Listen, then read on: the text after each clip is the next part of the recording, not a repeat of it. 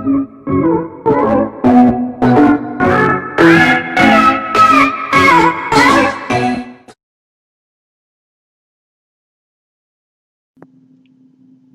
everybody, welcome back to Dirty Garage Mods. I am Daniel, and I just figure I would do a quick little video, a few minutes here. For one, I'm going to give you an update. I will be making an actual video tomorrow morning-ish. I'm waiting for parts to come in, so it ain't nothing crazy. It's about a 20-minute video, maybe, if that. But it is on the G6, so that's the nice part. I thought I was out of material on that until I had something break today, so that's a plus. But anyhow, also I want to say thank you to all 409 subscribers. I appreciate each and every one of you. And also I want to kind of go through the comments. That's the main thing about this video, some of the comments. So 1 hour ago, a young lady by the name of Melissa, she wrote on my how to install radiator video. She says, "Ha ha ha! We're watching this at a shop." At his comment around 3:40. I assume she was. Oh, okay. I get why she said that because I just watched that clip. She's talking about taking her vehicle to a shop. But yeah, thanks for watching, Melissa. That's real cool of you. A man by the name of Tony, he commented on how to replace a ball joint on a Chevy Aveo. He says, "You sure went about that the hard way, LOL." I may have, but see, I don't run an actual shop. I do this simply out of my own garage, or at the time I did that video was in a driveway. So I'm no professional. I don't claim to be a professional. I just show how I do it. So if you find a different way to do it, by all means, go right ahead. And I'm not dogging on his comment. I didn't say anything negative back to him, no more than what I just said here. Guy by the name of John says he had commented on my radiator video. He said, radiator video. He says, "What part of the task did you actually show us? Thanks for the video. Felt like I wasted my time watching this video."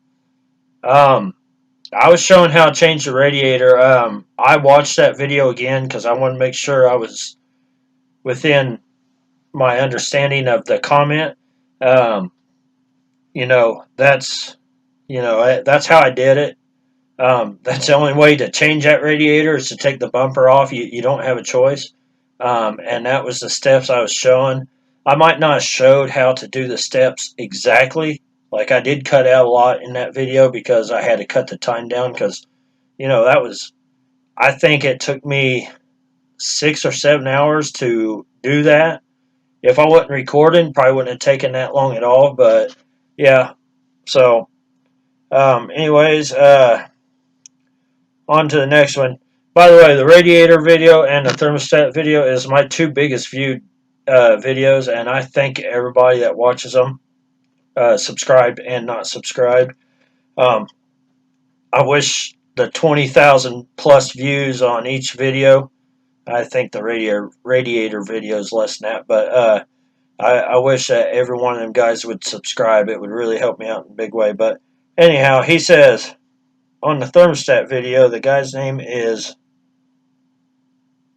Bigil or something like that. Bigil. He says you literally a lifesaver. The only person making good enough step by steps. Some of the mean, and he's talking about my shaking disorder here. He says some of the mean comments of your disorder angered me, but I'm glad it doesn't keep you from uploading or commenting. By the way, I'm not sure what he's talking about. Not sure which way to put the thermostat in. So the bigger end goes in the engine. And of course I replied to him. And that's one thing I do like about this is I reply back to at least 90% of the comments. He also said, I'm forever grateful and will be waiting for those upcoming videos. So, hey, thanks for watching. And if you subscribe, thank you for subscribing. I truly appreciate it. I believe you did. 1 month ago, a man by the name of James says 2006 Pontiac G6 V6. I'm getting ready. Oh, he's changing brake calipers. I'm getting ready to do the front passenger side. I've done the back passenger side around 4 years ago. Thanks for walking me through it again. Already a subscriber. So thank you, James. I appreciate you subscribing. That's awesome. And you're welcome. Thank you for watching. I truly appreciate I love the positive comments. They're great. Um, let's see, Jeremy, this was 1 month ago. He says, he's talking about the spark plug video where I changed the spark plugs. He says, how in the world did you get the bolt out on the coil pack that is under the manifold cover? He says, I can't get a socket under it. My coil pack, if I remember right, the studs stick up and it has a nut.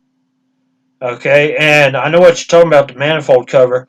I don't think I bolted the manifold cover back on, to be honest with you. I mean, it's still there, but it's just out of my way. But it's a 10 millimeter socket to take that. There's 2 bolts and 2 nuts. It's a 10 millimeter socket to take those out. So, I guess next time when I tune it up, which will be maybe if I still have the car, because I'm looking to get rid of it here in January. But if I do tune it up again, I might do a video about that. But we'll see. I may not. Um, let's see.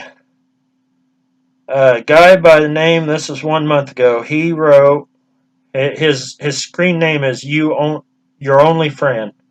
He says he's talking about thermostat. He said, "What's wrong with a vehicle to change in first place? Was it overheating, or what? Explain, man, or worthless." In other words, was it worthless? The thermostat was stuck open, so it wasn't getting proper heat because your thermostat has to open and close at temperature. So it wasn't getting proper heat because it was stuck open because it was a fail-safe thermostat. And I was pretty sure I explained that in the first of the video. So if you skipped over that part, that's probably why you didn't know what it was about. A fail-safe thermostat, when it gets stuck open, it has like 2 little locks on it that locks it in place. I didn't put one of those back in my car because I hate them. I won't ever use a fail-safe thermostat. They're great to keep it from overheating, I guess, but I mean, really, common sense applies here. If your car's overheating, what do? You stop, you let it cool down, you check your system out, and if you have to, tow it to a shop or tow it home. So, let's see here. He also commented, here, this is actually really good. Why do you have the shakes, brother? Stop taking doctor meds, drink high pH water. Not kidding. Doctor drink special. He's telling me about a product. I don't have the shakes because I'm on medicine. I don't take medicine at all. In fact, I take a multivitamin and a couple ibuprofen and an acid reducer for my stomach acid, but that's it. Other than that, I don't, I don't even, I don't do drugs. I don't drink. I'll rephrase that. I rarely drink for a long time. Um, I keep a bottle of whiskey to cook with. That's really it. That's about the only time I have a taste of whiskey. But yeah, I don't drink, and I don't do drugs. Uh, let's see. That is about a lawnmower. I'm gonna skip over that because I used to do lawnmower videos. Here's 1 month ago. Guys commented on the rack and pinion on my Pontiac G6. He says, I was wondering, they say when you replace the rack and pinion that it needs to be programmed to work right, or can you just put it in?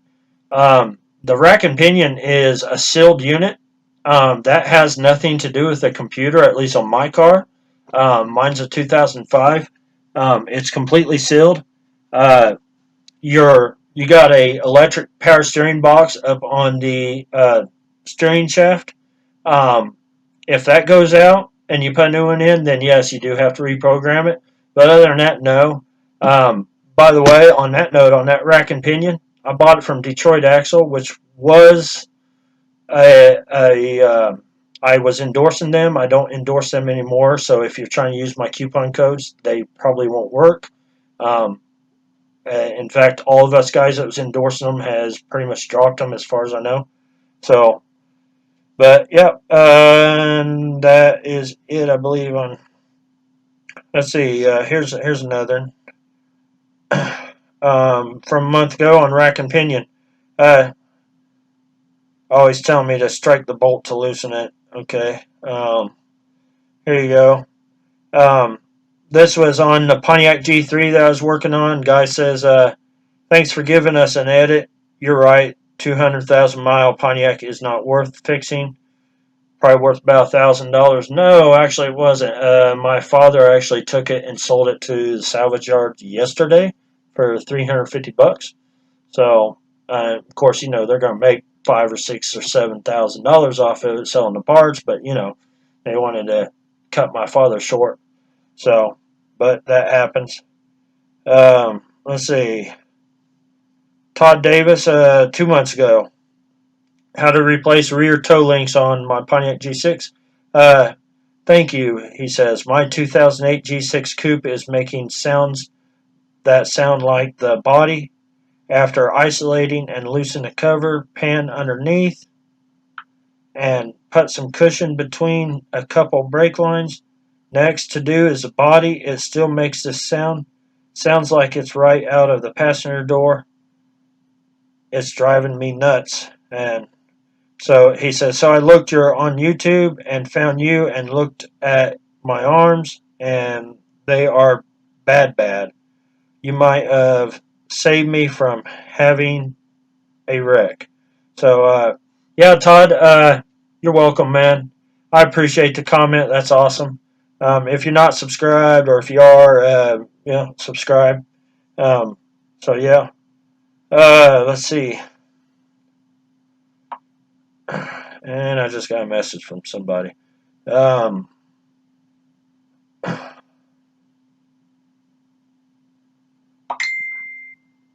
let's see. That's pretty much it.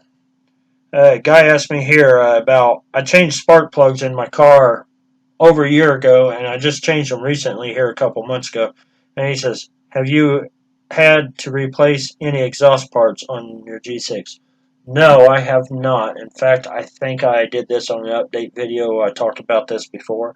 Not yet, but I do know Bank One Cadillac converter is bad, so I'm not replacing it. I plan on getting rid of my G6. For everybody that watches me on G6 stuff, I plan on getting rid of it because in reality, for my job, I need a minivan because I am a Uber driver and I'm losing money having a four-door car.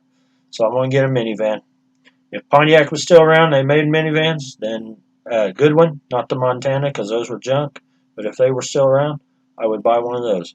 But anyways, yeah. So I'm going to go ahead and cut it short here. I'll leave a link down in the description. If you want to support my YouTube channel, you can do that by going to, there'll be a link for bonfire.com for my merchandise. I have t-shirts, hoodies, a hat, a satchel of some kind, and coffee mugs.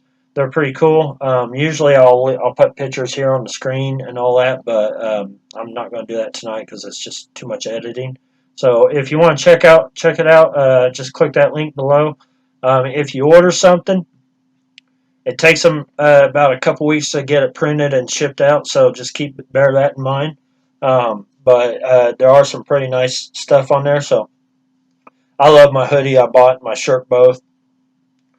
They're really cool, and I had to pay full price for them myself, even though I made money off myself a little bit. But anyways, yeah. So thanks for watching, and I will catch you guys in the next one, which hopefully will be tomorrow.